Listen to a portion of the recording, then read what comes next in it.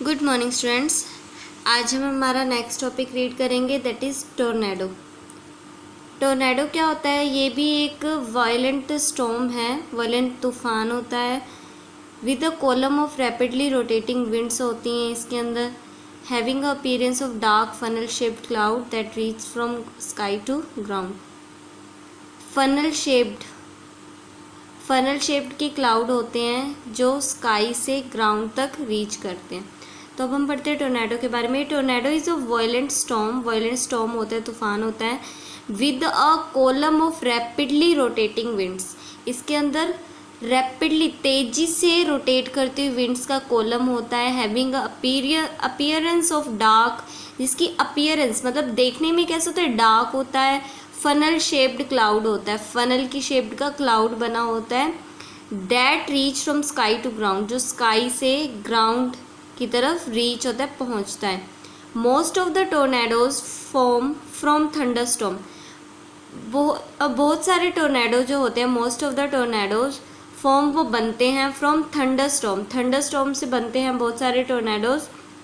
Before a tornado starts, tornado के start होने से पहले large thunder clouds appear in the sky. Tornado के स्टार्ट होने से पहले बड़े थंडर क्लाउड्स स्काई में अपीयर होने लगते हैं। One area of thunder cloud become specially dark.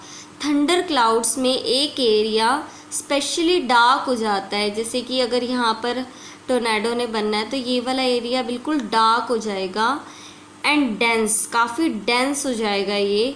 The air in this area is rotating quickly. इस एरिया में एयर होती है वो क्विकली रोटेट करने लगती है, घूमने लगती है।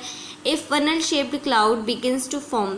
फिर एक फनल शेप्ड का ये जो क्लाउड होता है ऐसे बनने लगता है एंड एक्सटेंड डाउनवर्ड्स, और नीचे की तरफ बढ़ने लगता है। ये जो क्लाउड यहाँ बनेगा, पहले तो हवा घूमने लगती है, फिर क्लाउड बनने लगता है जो एक्सटेंड करता है डाउनवर्ड, यानी नीचे की तरफ आने लगता है, टू ग्राउंड की तरफ। The diameter of the narrow end of the tornado, ये जो नीचे नैरो एंड है इसका, उसका डायामीटर लगभग एज स्मॉल एज मीटर जितना स्मॉल भी हो सकता है, ये मीटर्स में भी हो सकता है। और इसका diameter as large as kilometers में भी जा सकता है, यानी इसका जो डायामीटर है नीचे नैरो एंड है जो ये मीटर्स में, यानी छोटे से छोटे मीटर्स में भी हो सकता है और बड़े से बड़े किलोमीटर्स में भी जा सकता है। Due to very low pressure in it, इसके अंदर काफ़ी लो प्रेशर होता है। The funnel of tornado sucks dust, जो फनल है टोर्नेडो की वो डस्ट को सक करती है, यानी अपने अंदर खींच लेती है डस्ट को, डेब्रिश मलबे को, everything else including people, vehicles, लोगों तक को ये फनल खींच लेती है यहाँ से, और व्हीकल्स तक को भी खींच लेती है नियर इट्स बेस, जो इसके बेस के नीचे नैरो एंड के पास जो लोग आए, व्हीकल्स आए, चाहे डस्ट डेब्रिश कुछ भी आए, ये इसको खींच लेती है। And throws them out near the top, और टॉप के पास इन्हें दूर जाकर फेंक देती है। पहले यहाँ से तो इस सक कर लेती है और टॉप के पास इसे फेंक देती है, जो भी चीज़ें सक करती है।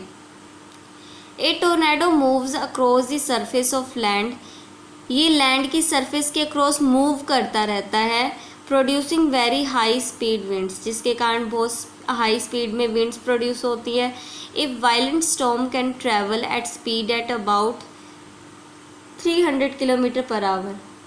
एक वायलेंट टोर्नेडो ट्रैवल कर सकता है, यानी उसकी स्पीड हो सकती है अबाउट 300 किलोमीटर पर आवर, लगभग इतनी स्पीड हो सकती है 300 kilometre per hour. Most of the tornadoes are weak, लेकिन लगभग जो टोर्नेडोज होते हैं वो वीक ही होते हैं। Tornadoes are not very frequent in our country, हमारी कंट्री में टोर्नेडोज इतने नहीं देखे जाते, फ्रीक्वेंट नहीं है।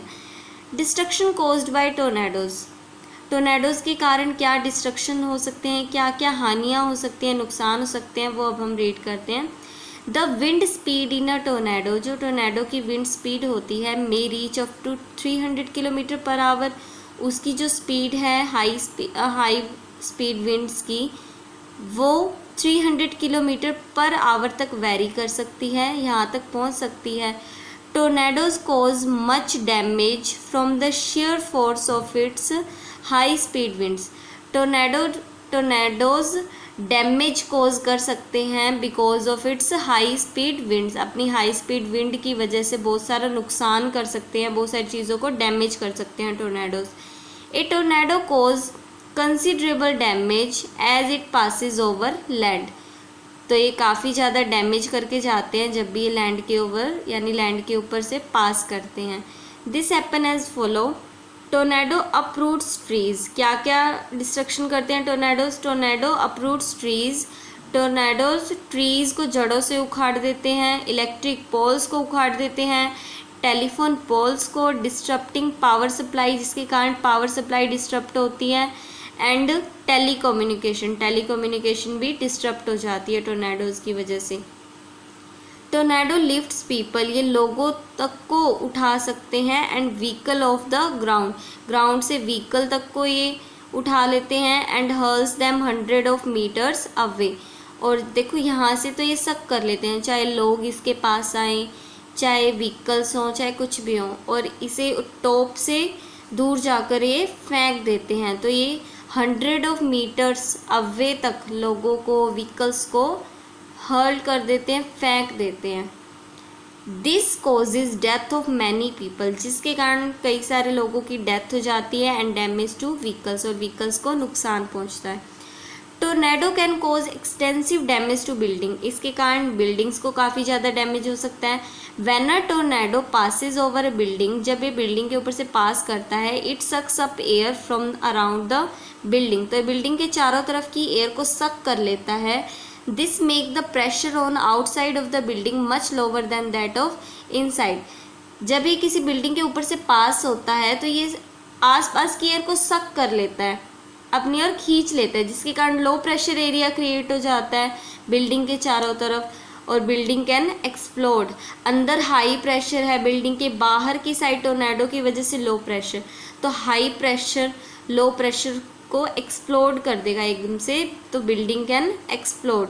बिल्डिंग एक्सप्लोड हो भी सकती है इसके कारण, क्योंकि अंदर हाई प्रेशर है और बाहर लो प्रेशर है. अब प्रोटेक्शन फ्रॉम टोर्नेडो. टोर्नेडो से प्रोटेक्शन कैसे की जाए, इसे सुरक्षित कैसे बचा जाए टोर्नेडो से?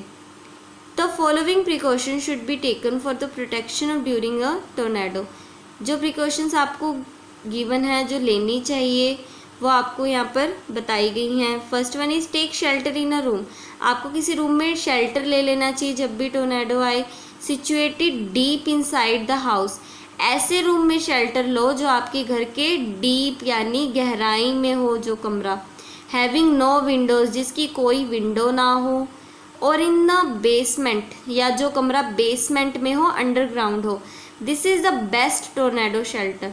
जो बेसमेंट में कमरा होगा, जिसकी कोई विंडो नहीं होगी, डीप इनसाइड द हाउस होगा, वो बेस्ट टोर्नेडो